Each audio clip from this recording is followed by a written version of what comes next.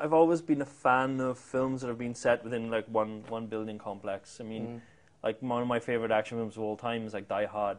Then you look at like Assault on Precinct 13. These films were like major influences on me when I was designing the raid. And same thing again, like the ending of Hard Boiled.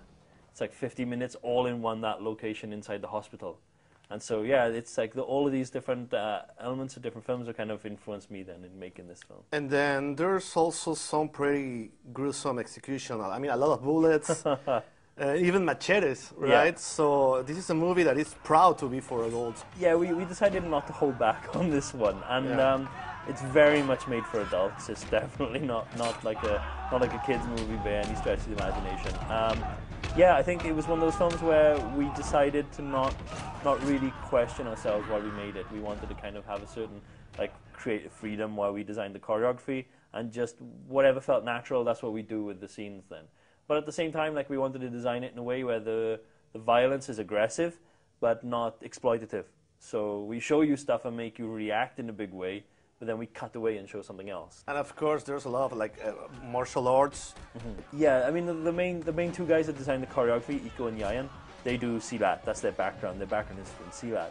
But we also had a lot of fighters and a lot of stunt guys that come from different martial arts disciplines. So all of them come from like a taekwondo background or a kung fu background.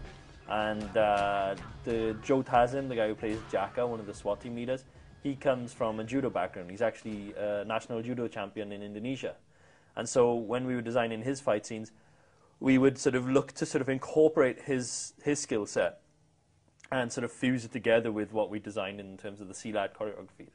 One of the most impressive things in this movie is just the choreographies are amazing, and at the same time, I mean, they're over the top, but at the same time believable. Yeah. So it looks like everything makes sense. Even if Yeah. you say, well, nobody's able to do this, it looks kind of possible. Yeah. I mean, was that something that you really like plan to do, and how do you do it? I mean, in terms of choreographies and everything. I think for that aspect of it, it's like we're coming to this in terms of like making movies in Indonesia now, making martial arts movies in Indonesia, where we're sort of in our infancy. We've only done 2 films so far, and we wanted to kind of make a film that didn't feel like it was copying Hong Kong action cinema or copying Thailand action cinema, because they've already nailed their style of film and they've had decades of practice at doing it.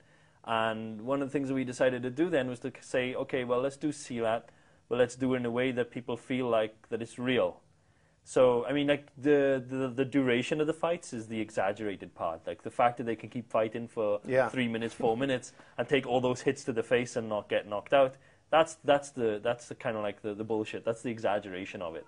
But all of the movements, they're not showcase movements. They're not show-off movements. What I mean is that we don't have moments where the fighters will twist 3 times in the air and then kick someone. We don't do acrobatics in ours. We try to keep it grounded in reality so that when the audience watch it, they are into the story of the fight, not just the technicalities of the fight. There's been some talking about like an American remake. Are you going to be involved in that, directing or anything? Yeah, I'm involved as an exec producer on it. I'm not going to direct myself.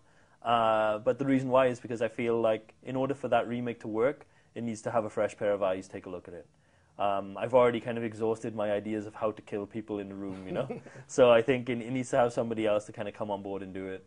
But I think as long as that person who's directing it, as long as that person gets given the freedom and the flexibility to kind of create ideas for action the same way that I got given that freedom as well, then it could do quite well, and it could do really well. What about the sequel? There's going to be a sequel to it. Yeah. And then you're going to direct. I'm directing the sequel then. So I'm working on the sequel at the moment. We're hoping to start shooting in January next year. But one thing we're not doing is this time we're not going to keep it all in one location this time. So we've already done that. So in the sequel we're going to take it out into a much bigger environment now. So we're meeting the sort of the higher end gang bosses, the ones that let that guy have that building. So everything that was frightening and scary about that building and that boss is small fry compared to what we deal with in the sequel now.